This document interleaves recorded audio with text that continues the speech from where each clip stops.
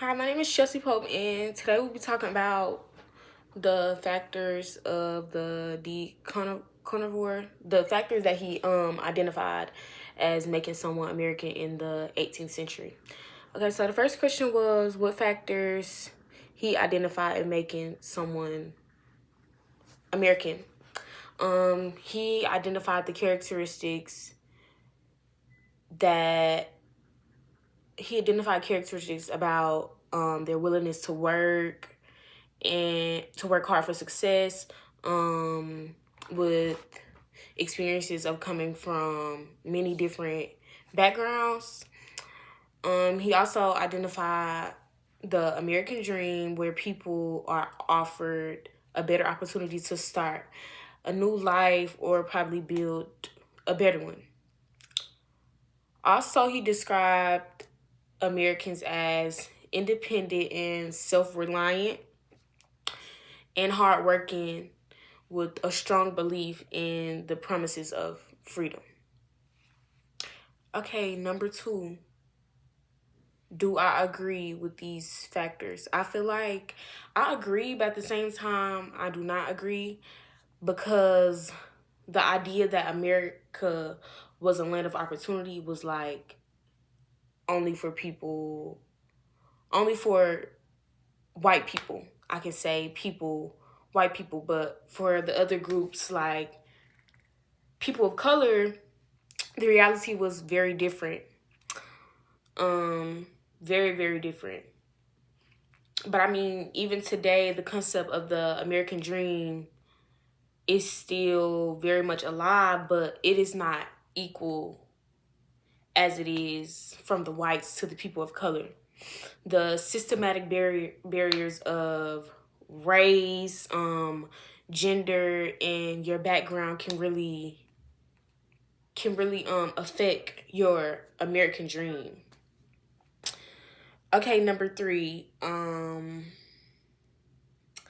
chapter 6 and 7, the most significant fractures of the American society was the divide between the freed and the enslaved people, which created a deep racial and social divide between America that shaped America's society for many, many years. Well, it actually still affects us today, actually. Also, another fracture between the American society in chapter 6 and 7 was between the rich and the poor. As we know, rich people are always on top, as they are, and poor people tend to be down to the bottom, which led to social tensions and resentment between American people, which makes us clash. Number four, do I think the legacies of both? Yes, I do. Yes, the legacies of both racial and economic divide still play a major role in modern American society today. Yes, yes, yes, yes, yes, yes. The effects of slavery still exist today, through racial discrimination, the criminal justice system, education, things like finding jobs. Like, for people of color, what people don't realize is really hard. I mean, slavery made it really hard for people of color to actually live our life. But as we can see, we're doing it. We're very much doing it. Um, Also, yes, there is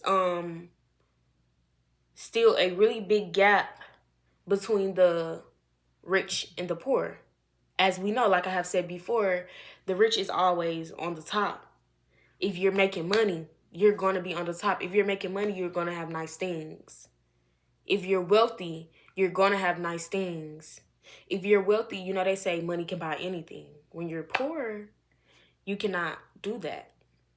But while both fractures still affect how people in America interact with each other today, um, it affects how laws are made. it affects how people perceive the American dream, basically. But as we go on, these things will still shape our nations. It will shape our identity, and it will shape our progress to have the real American dream. That's it. That's all I have to say. Thank you.